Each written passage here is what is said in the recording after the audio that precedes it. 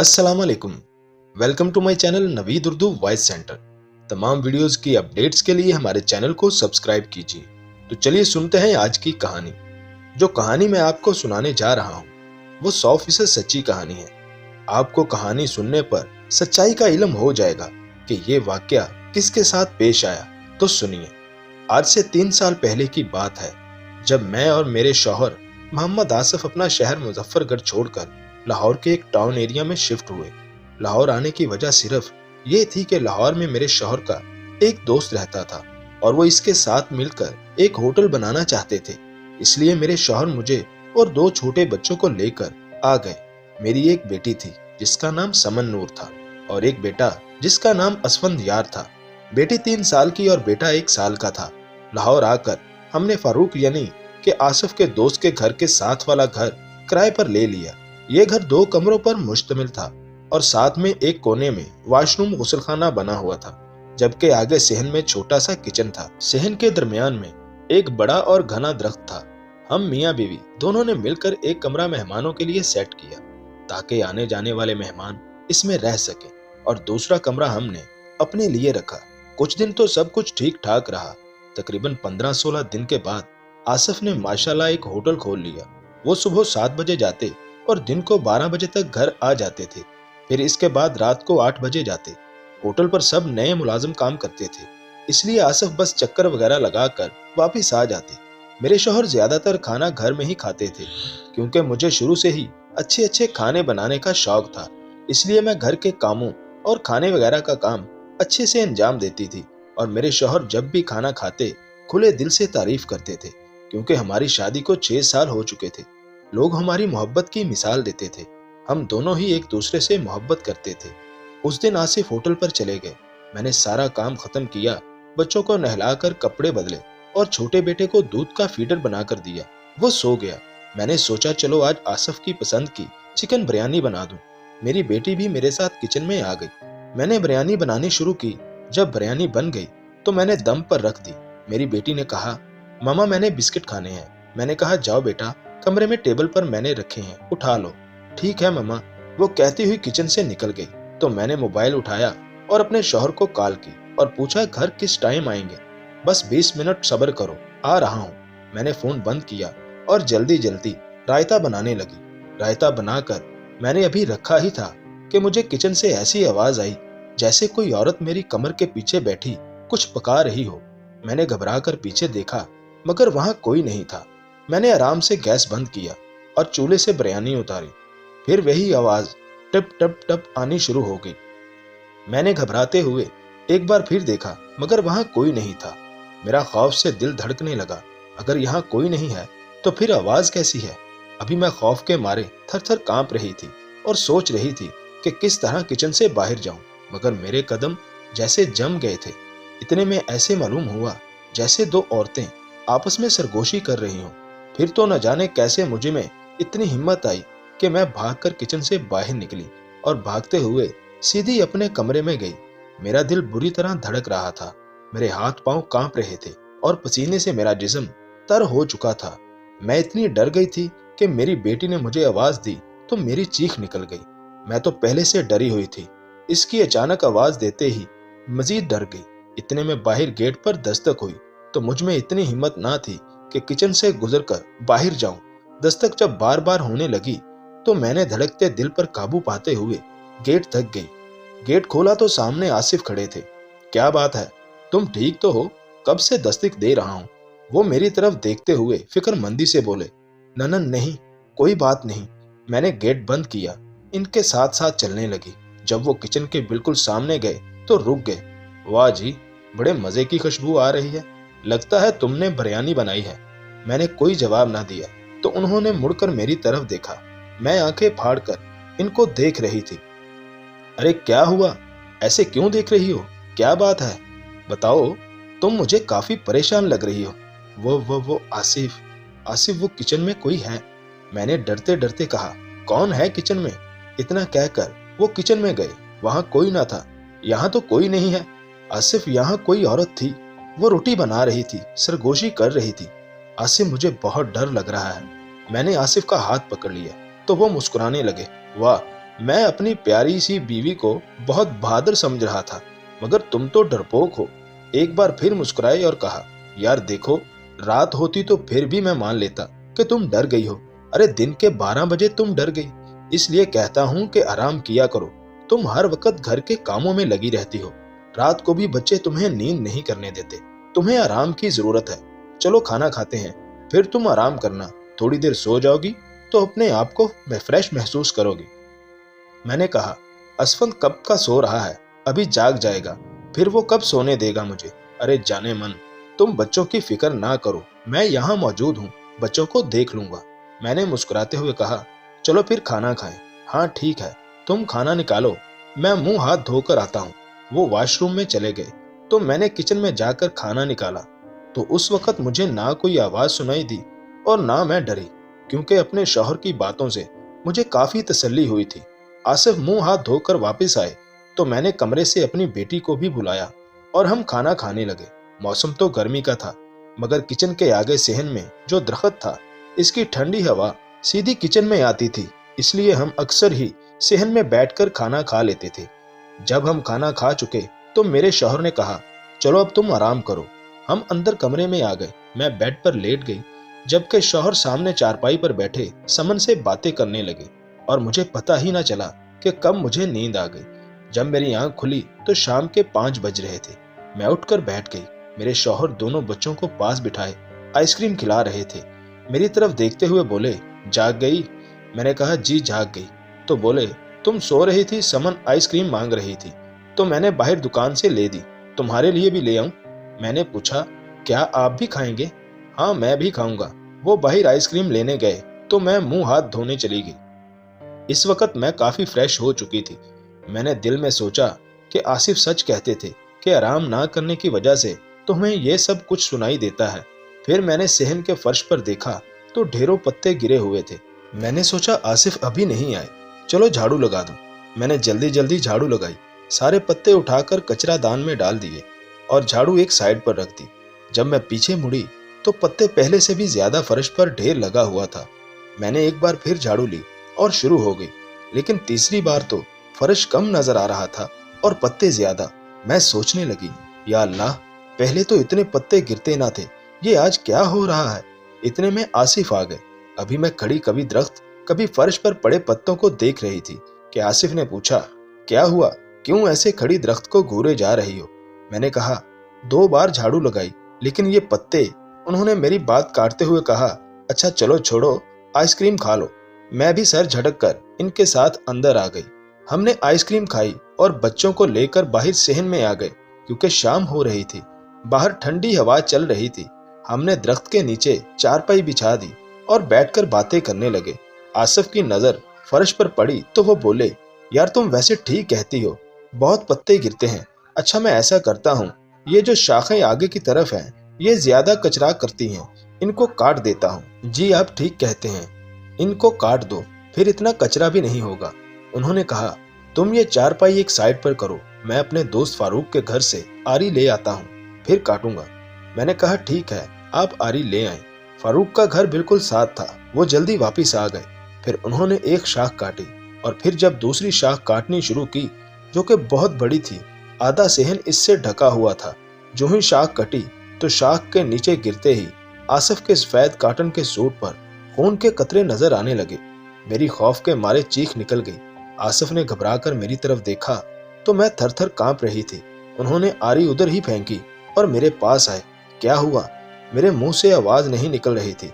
मेरा दिल धक धक कर रहा था। अरे क्या हुआ, कुछ तो बताओ। मैंने मुश्किल से आवाज निकाली, वो खून आपके कपड़ों पर। उन्होंने जब अपने कपड़े देखे तो जगह जगह खून के छींटे पड़े हुए थे। वो बोले, ये खून किधर से आ गया? वो भी कुछ परेशान दिखाई देने लगे। इतने में किचन से कुछ चीजें गिरकर टूटने की आवाज आई। आसिफ किचन की तरफ बढ़ने लगे तो मैं भी उनके साथ गई। किचन में जाकर देखा तो कांच का जग टूटकर किरची किरची हो चुका था। इसे देखकर तो मैंने रोना शुरू कर दिया, क्योंकि पानी वाला जग नीचे फर्श पर गैस के सिलेंडर के साथ ही मैंने रखा था। तो फिर ये कैसे टूट गया? जबकि आवाज तो ऐसे आई जैसे कोई ऊपर से चीज नीचे गिरकर टूटती है। मैंने रोते हुए आसिफ को जग के बारे में बताया तो आसिफ भी परेशान हो गए। यार तुम ठीक कहती हो, जग तो हमने जब खाना खाया था तो गैस सिलेंडर के पास ही रखा था, फिर ये टूटा कैसे और ये खून कैसा है? या खुदाया, ये क्या माजरा है? अभी हम इसी बारे में सोच रहे थे कि मेरे बेटे असफंद की जोरदार चीख सुनाई दी। हम दोनों भागकर बाहर गए तो इसकी गर्दन चारपाई से नीचे लटकी हुई थी और वो बेहोश हो चुका था। मैंने इसको उठाया, आवाजें देने लगी, असफंद बेटा आंखें खोलो, मगर इस पर कोई असर न हुआ तो मैं फूट फूट कर रोने लगी। आसिफ, आसिफ, ये देखो मेरे असफंद को क्या हो गया है। आसिफ, इसे बोलो ना, आंखें खोले। मैं मुसलसल रोए जा रही थी। आसिफ ने मुझे तसल्ली दी, हमारे बच्चे को कुछ नहीं होगा, चलो हम इसे डॉक्टर के पास ले चलते हैं। जल्दी से इसे डॉक्टर के पास ले गए तो डॉक्टर ने चेक करने के बाद इसे कुछ इंजेक्शन लगाए और फिर बोला, ये साथ वाली मस्जिद में कारी सादिक साहब होंगे, इनसे दम कराओ। मेरे ख्याल में बच्चा डर गया है। हम दोनों जल्दी से बाहर निकले। असफंद को आसिफ ने उठाया हुआ था, मैंने समन को। अभी हम मस्जिद के बाहर पहुंचे तो फारूक की कॉल आ गई, यार आसिफ, किधर हो तुम? तुम्हारे घर का तो गेट भी खुला था और दरवाजे भी खुले थे, किधर गए हो आप लोग? कम से कम दरवाजे तो बंद करके जाते। आसिफ ने कहा, यार असफंद की तबीयत बहुत खराब थी, इसे लेकर आए हैं। क्या हुआ असफंद को? रात को मैं आपके घर गया तो वो बिल्कुल ठीक ठाक था, फिर अचानक क्या हो गया इसे? फिर आसिफ ने जल्दी जल्दी सारी तफसील इसे बताई तो इसने कहा, इस वक्त कहाँ हो? मैं अभी आता हूँ, बाजार वाली मस्जिद के बाहर खड़ा हूँ, आसिफ ने कहा और फोन बंद कर दिया। हम मस्जिद में गए तो कारी साहब ने असफंद को देखा और दम करने लगे। इतने में फारूक भी हमारे पास आ गया। इसे देखकर मैं फूट कर रोने लगा। इसने मुझे तसल्ली दी और फिर कारी साहब से पूछने लगा तो कारी साहब ने कहा, मैंने दम कर दिया है, ये होश में आ जाएगा और पानी दम करके दे देता हूँ, इसे वक्फे वक्फे से पिलाते रहना। और फिर बोले, अगर आप जिस घर में रहते हो वो छोड़ दो तो अच्छा होगा, आपका बच्चा बुरी तरह से डर गया है, खुदा का शुक्र अदा करो कि इसकी जान बच गई। हम वापस घर आए तो आसिफ ने कहा, फारूक, तुम्हारी भाभी ने भी मुझे बताया था कि किचन से कुछ आवाजें आती हैं, मगर मैंने सोचा शायद इसका वहम है, मगर अब पता चल गया है ये सच कहती थी, इसलिए डर के मारे कांप रही थी। अब मैं इस घर में अपनी बीवी बच्चों को नहीं छोड़ सकता, इसलिए फारूक, तुम कोई और घर देखो जल्द से जल्द। मैं जब तक ये घर छोड़ नहीं देता मैं इनके पास घर में रहूंगा, मैं इनको अकेला छोड़कर नहीं जा सकता।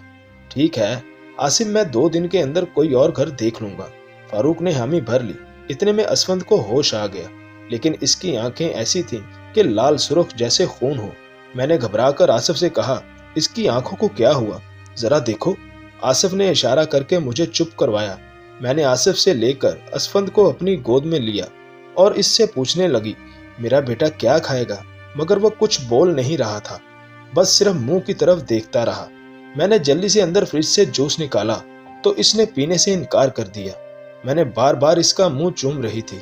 फिर आसिफ ने इसे दम किया हुआ पानी जबरदस्ती 2-3 कतरे पिलाया तो 10 मिनट के बाद इसकी हालत थोड़ी बेहतर हुई तो इसने आधा गिलास जूस पी लिया और उठकर बैठ गया।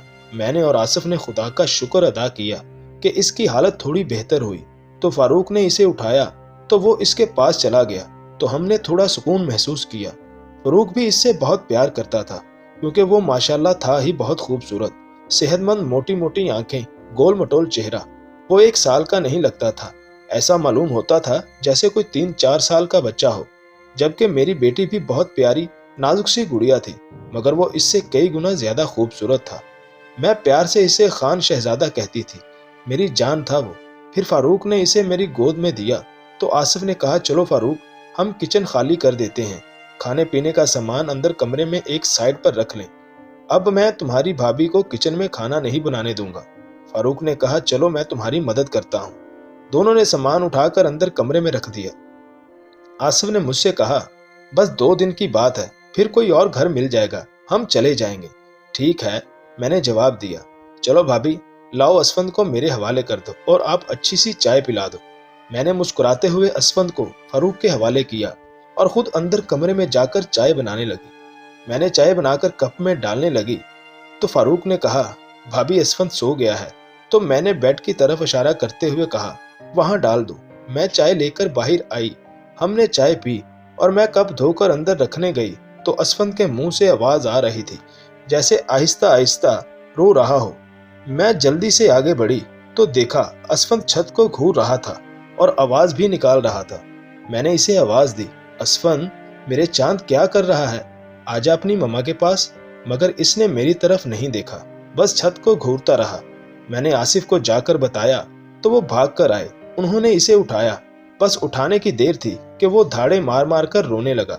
हमने बहुत कोशिश की कि इसे चुप करवाने की, मगर चुप ना करा सके।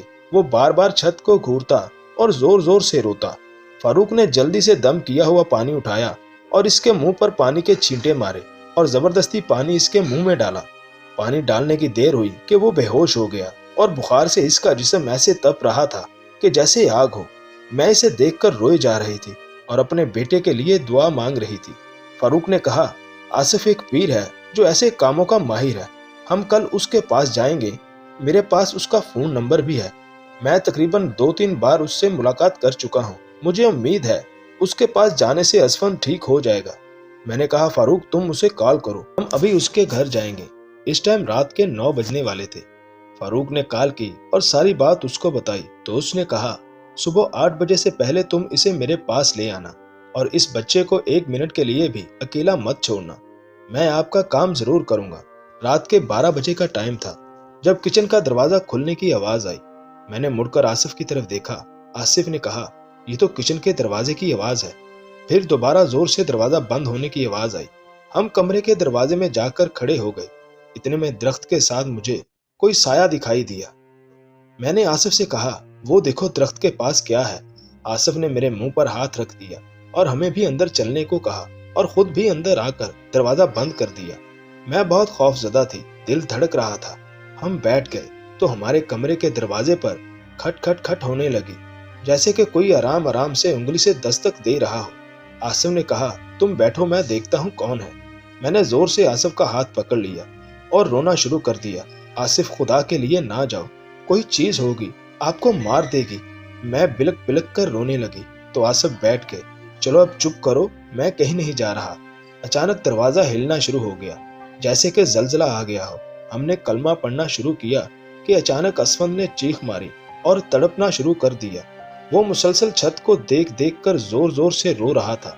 मैंने कहा, आसिफ इसके दूध वाला फीडर मुझे उठा दो, सामने चारपाई पर रखा है, मैं इसे दूध दूं। आसिफ ने पूरा कमरा छान मारा मगर फीडर ना मिला। आखिरकार तंग आकर मैंने गिलास में दूध डालकर इसे पिलाने की कोशिश की, लेकिन इसने दूध का एक कतरा नहीं पिया। मैं बार बार इसे अपने सीने से लगाती, इसे चुप कराने की कोशिश करती, मगर सब कुछ बेकार। वो छत की तरफ देखते देखते अचानक मेरी तरफ देखने लगा। इसकी आंखों में दर्द था, जैसे किसी बहुत बड़ी तकलीफ में मुब्तला है। मेरी तरफ देखते देखते वो बिल्कुल खामोश हो गया। मैंने झुककर इसे प्यार किया तो काफी देर तक देखता रहा।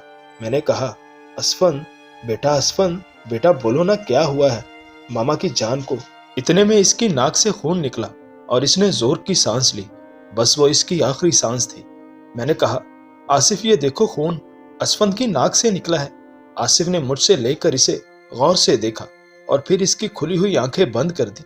मैंने कहा, ये क्या कर रहे हैं? और आसिफ के मुंह से जो निकला वो मेरी बर्दाश्त से बाहर था। असफन फौत हो गया है। फिर तो मुझे होश ना रहा। मेरी चीखों से साथ वाले हमसाए भी दौड़े आए, फारूक के घर वाले भी आ गए। सब मुझे चुप करवा रहे थे, सब मुझे देख देख कर रो रहे थे, मगर मैं अपने बेटे असफन को आवाजें दे रही थी, मगर इसे कोई परवाह ना थी। आज ना वो जूस मांग रहा था, ना दूध, ना आइसक्रीम।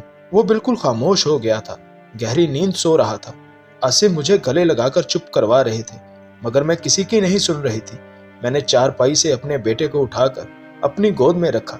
मैं बार बार इसके जिस्म को छू कर देखती, क्या पता मेरा बेटा बेहोश हो। मोहल्ले की एक औरत ने मेरे सर पर हाथ रखा, बेटी हौसला रखो, खुदा की चीज थी, उसने ले ली।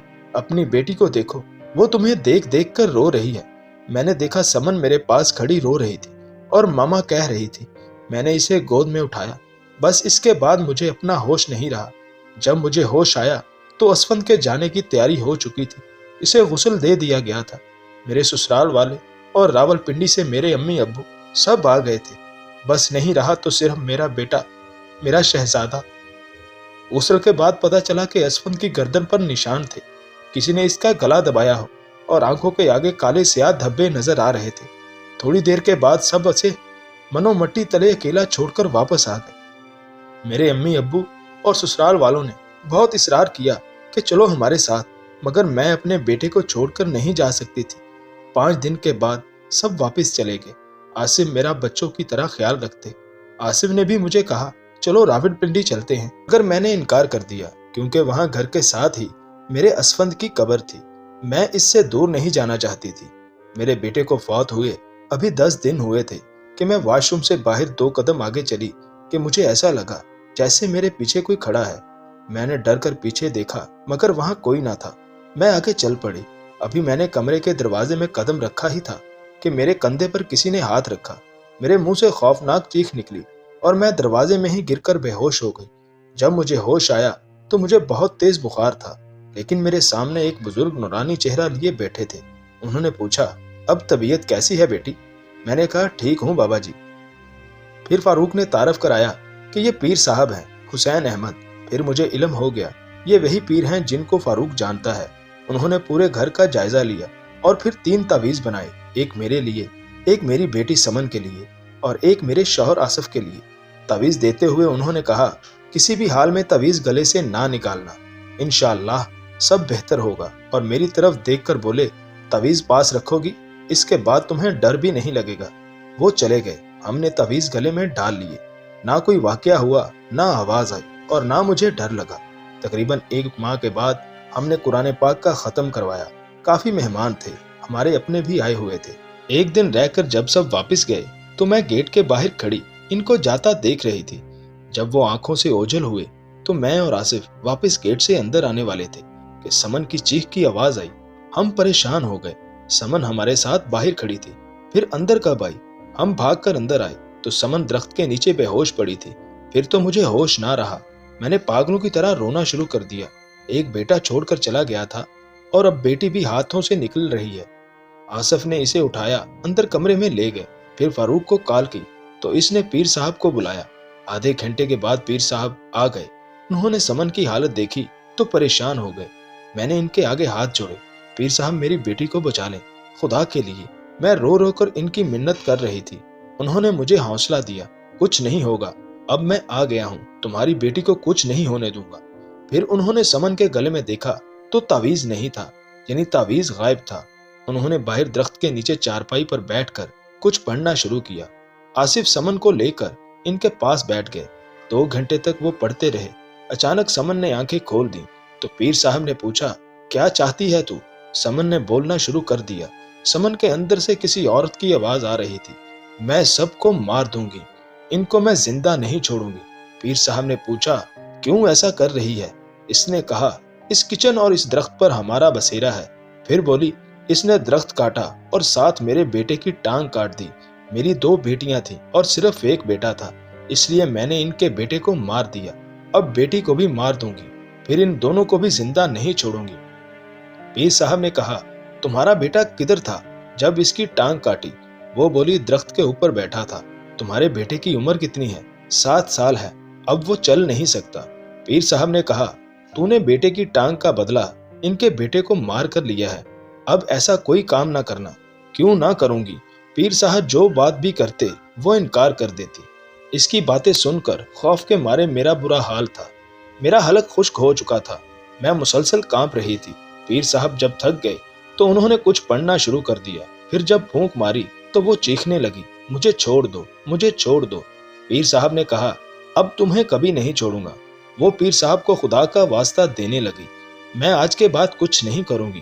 پیر صاحب نے اسے اس کے بچوں سمیت اپنے قبضے میں کر لیا تو سمن کو ہوش آ گیا۔ وہ اٹھی اور کہنے لگی پاپا آئس کریم کھانی ہے۔ میں نے اور میرے شوہر نے اس کی پیشانی چومی، اسے سینے سے لگایا۔ پیر صاحب نے کہا اب تم آرام سے رہو، تمہیں کچھ نہیں ہوگا۔ مگر میں نے کہا اب میں اس گھر میں نہیں رہوں گی۔ پھر ہم وہ گھر چھوڑ کر راولپنڈی آ گئے، کرایہ کے مکان میں رہے۔ پھر 1 سال کے بعد ہم نے اپنی جگہ لے لی اور اپنا ایک چھوٹا سا پیارا سا گھر بنا لیا۔ پھر مجھے خدا نے ایک اور بیٹی عطا کی جس کا نام ہم نے ایمان رکھا۔ پتا ہے میری بیٹی کیسی ہے؟ بالکل میرے بیٹے اسفند کی طرح، وہی خوبصورت چہرہ، وہی آنکھیں، اسی طرح صحت مند۔ اب بھی مجھے اپنے خان شہزادے کی یاد آتی ہے تو دل خون کے آنسو روتا ہے۔